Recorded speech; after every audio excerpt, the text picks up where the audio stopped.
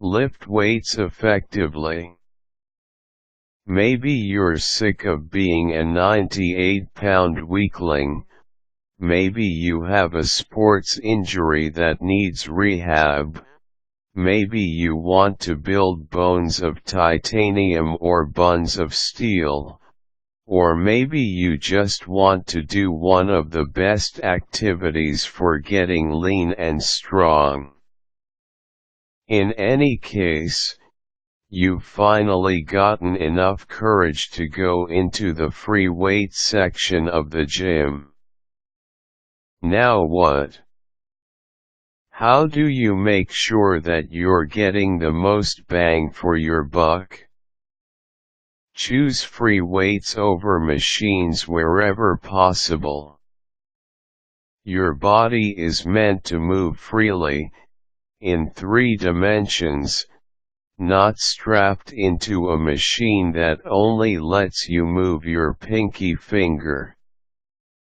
Free movements such as squats, push-ups, and rows not only help you get stronger, they also help build balance and stability for sports and the demands of real life. Very handy when you're struggling to haul a couch up your narrow apartment stairs.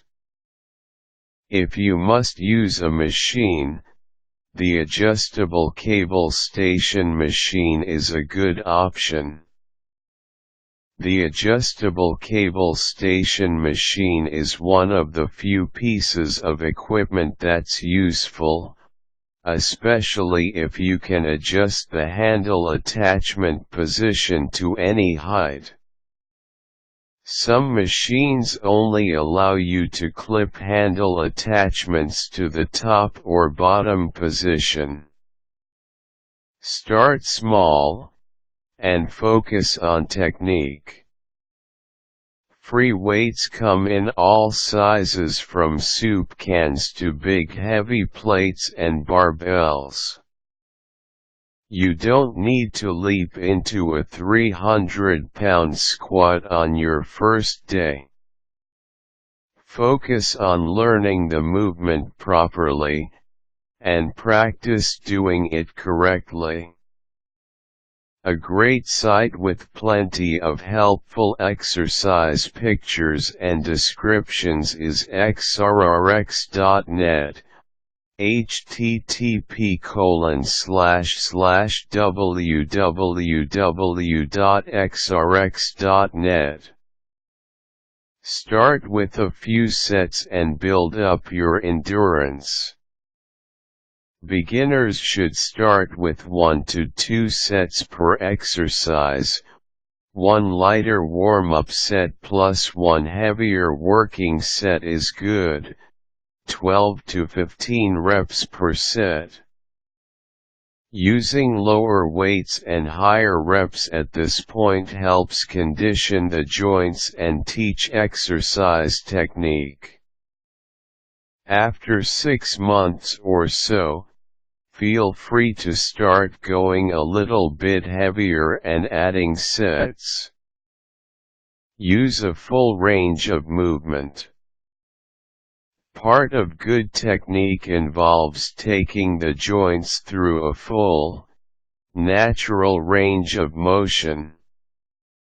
Don't stop the movement short in order to lift more weight, but don't overstretch beyond your normal, comfortable range either.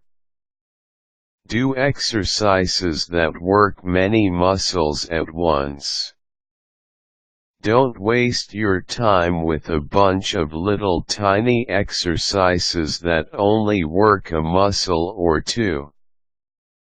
Go for the big kahunas, the exercises that hit many parts at once, and involve more than one moving joint. For example, in a seated leg extension, in which you sit and straighten your leg against resistance, only the knee joint moves, and only the quadriceps muscles are really involved. But if you squat with a barbell on your back, your hip, knee, and ankle joints move, and everything from your upper back downwards is involved. Pretty good deal.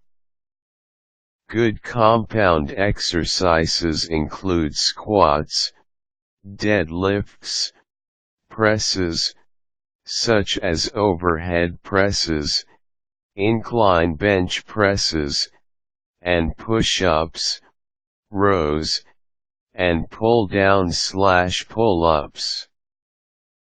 Work your whole body.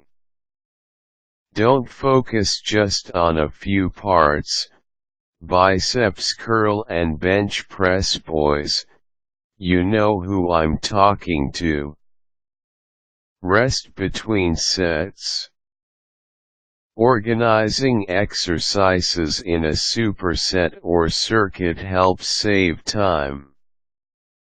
For example, you can do a set of squats, then a set of push-ups, then a set of squats, and so on, and you'll less rest in between since you're working different types of movements. Breathe. You'll naturally hold your breath a little during the heaviest part of the movement. Try to keep your loud grunting to a minimum unless everyone around you is wearing their iPod.